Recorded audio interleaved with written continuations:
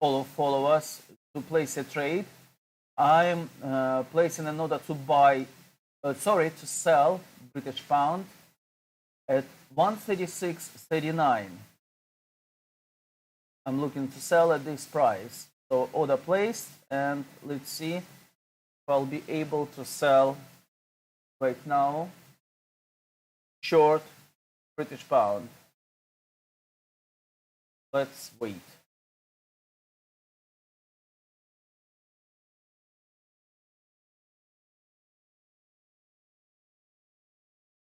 It's moving slower today, yeah?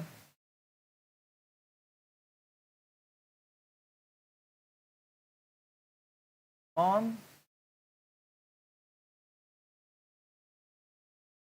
If next candle will open lower, I will move. Come on.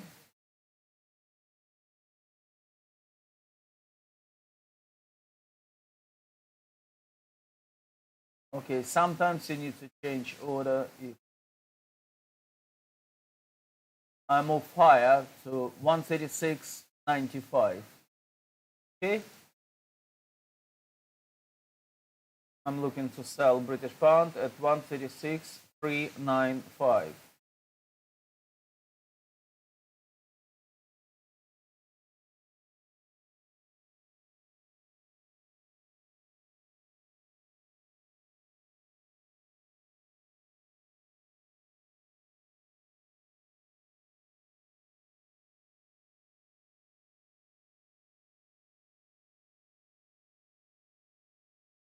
Okay, let's wait. Let's see.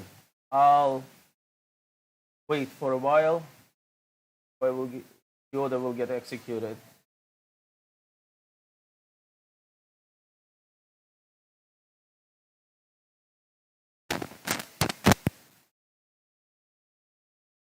Look at what Mitch McConnell did with the Senate in terms of judges with a very narrow Republican majority. So that's number one. The second thing is that through a somewhat arcane process called budget reconciliation, Democrats actually have a lot of things they could get done even without Republican help on financial issues, maybe some tax issues and things. So that is another thing that I would watch out for. Derek, what were you watching out for the first 100 days? Will President-elect Biden make a big deal that actually he needs to act quickly? Well, I think that the first thing that I'm looking for is what, again, if Democrats have that majority in both the House and the Senate, I'm looking to see what of the Trump agenda they want to get rid of. The majority on both sides opens up the ability to overturn regulations that were made in the last little bit of Trump's presidency. So I'd watch for something like that. So guys, if you use our strategy, for all of my followers, you just entered trade. You sold short British pound at 136.395. Let me point out that we open position. I want to remind you that this is not a demo account or something like that. We trade others people's money, and we're professional traders. We're not retail traders. So this is real money. So this was short at 136.395. Okay, make it red. We will understand that this was short position, and we open it here. Okay, this is what I wanted to tell you at this moment. So let's see where it will go. Speak to you later, guys. Get at this stage would be welcome. I mean, certainly there's a lot going on in the world, and when that happens, there's often a lot of volatility. I mean, certainly we've talked in the past, ETFs are often a barometer of investor sentiment. The fact that they offer that precision exposure and flexibility means that they're often that vehicle of choice when people want to put risk on. So hopefully one would anticipate when we get some clarity after this long drawn out US election process, then hopefully we'll start to see some normality to come back into the markets and some sense of a collective sigh of relief, perhaps. Andrew, what does normality look like? And actually, what does it mean for fixed income ETFs if we do have a lot more stimulus from the Democratic president of the United States? Yeah, I mean, normality, I put it into context. I mean, clearly with COVID, there cannot be any real normality until that gets resolved as well.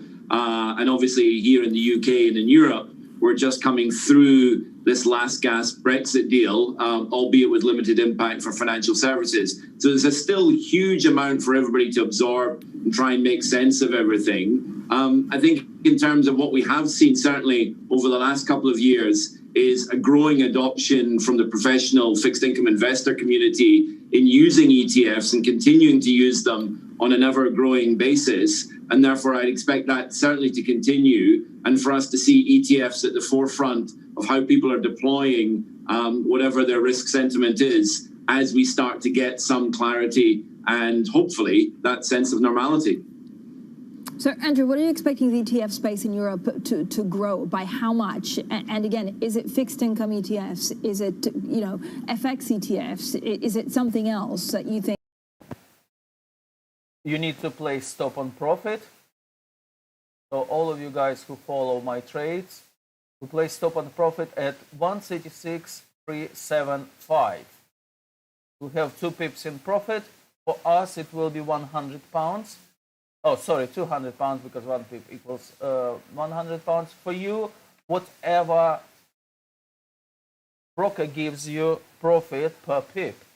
So because we trade CFDs, we trade on margin, and we basically cover in several million pounds worth accounts. For you, you can have £30, £10 per pip. So this is what it means, basically.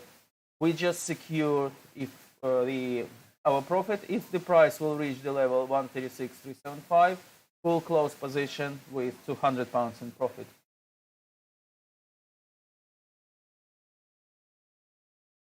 Hi, Francine. I've got FFLO Go up, which you can look at on your terminal. So this tracks European tracking funds where the flows are going. And yet again, over the past 5 days, we've seen another week where all of the drama, all of the flows are really concentrated in the UK. If you look at the net flow value, it's $446 million. But the UK-focused funds, $534 million worth of inflows. Now, when it comes to the UK, after that Brexit deal was reached at the very end of the year, we saw the top flows in Europe coming from 2 UK funds. One was a iShares FTSE 100 ETF. The second biggest one was a Vanguard Midcap Index. So will those flows last now that there's increased lockdown through the entirety of the UK? That's really the question we're going to be asking over the next few weeks. Now, when it comes to the rest of continental Europe, not a lot of action there. Mostly outflows, but pretty thin outflows, about $56 million coming out of German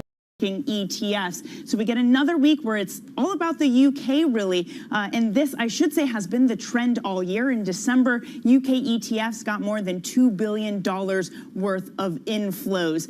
The question, again, does the economic change in the UK, does the threat of a double-dip recession change that inflow picture, Francine? Thank you so much, our Danny Berger there with some of the flows we're seeing. Now, coming up, holdings in billion-backed ETFs are near 3,500 tons, equal to about a year's mine supply. But could an unwinding by ETFs drive the gold price lower in 2021? More on that next. This is Bloomberg.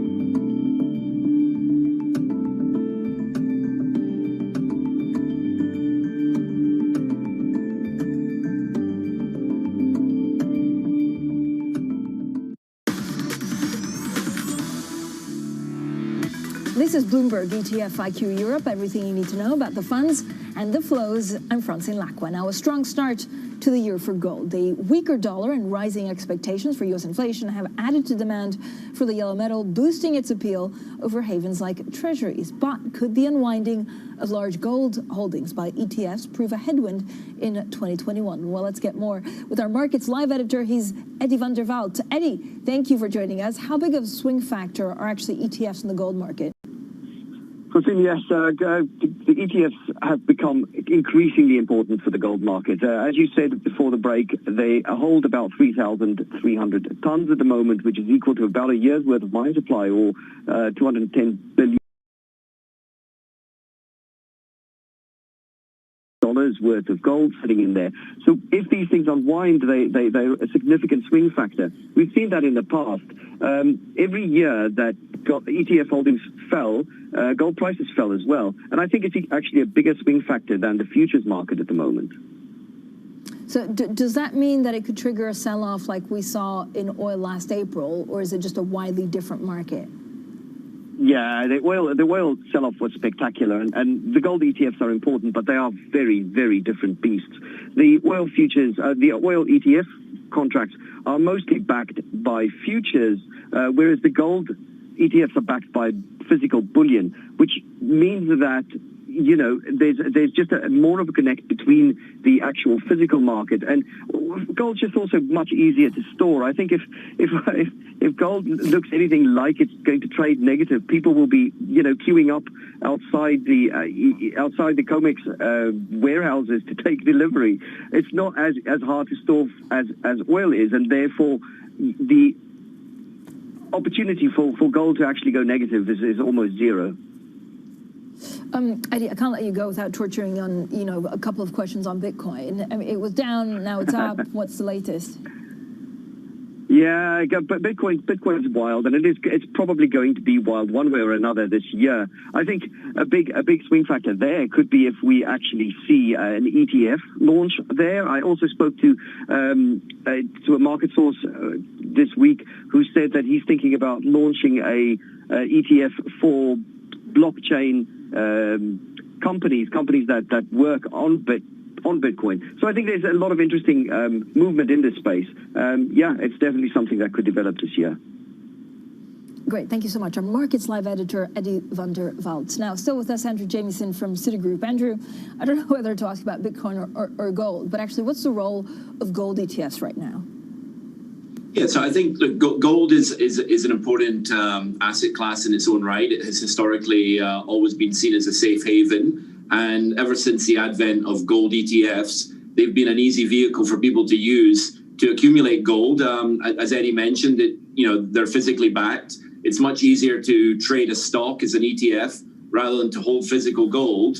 So they play an important part for people that feel that they need that safe haven. And as you mentioned, there's been a lot of inflows into gold recently. I think a reflection of the COVID pandemic and the fact that the economy has largely been in hibernation over the last 9 months. And therefore, it's not surprising that there's a lot of activity going on in gold ETFs.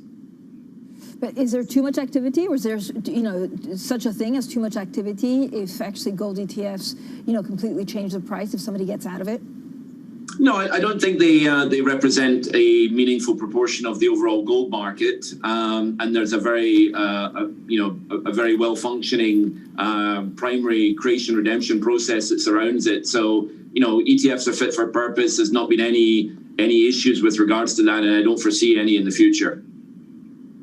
All right, thanks so much. Andrew Jamieson there from Citigroup, who stays with us. Now, coming up, investors bet big on smart beta. Factor ETFs in Europe see the biggest inflows on record. We discuss that next. This is Bloomberg.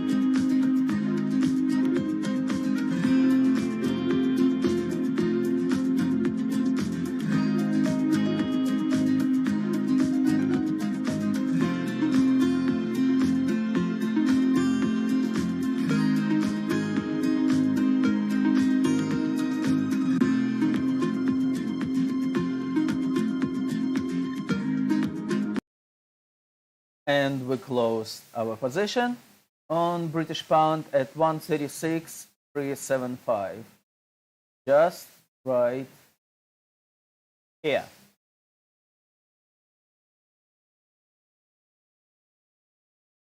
Okay, just check how much broker pays you per pip, and here's your profit. Okay,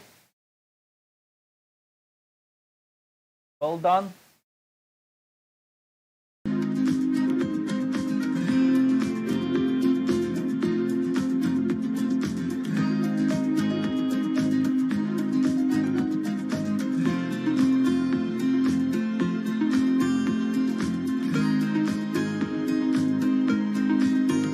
Climate change is the defining issue of our time, so we've redefined how we cover it. With clear data and rigorous journalism, we rise to the scale of the challenge to reveal the breadth of possibility. We look at stories from every angle to provoke debate, spotlight solutions, and make sense of the greatest crisis of our generation. Bloomberg Green, solutions for a changing climate. It is critically important that the markets stay open.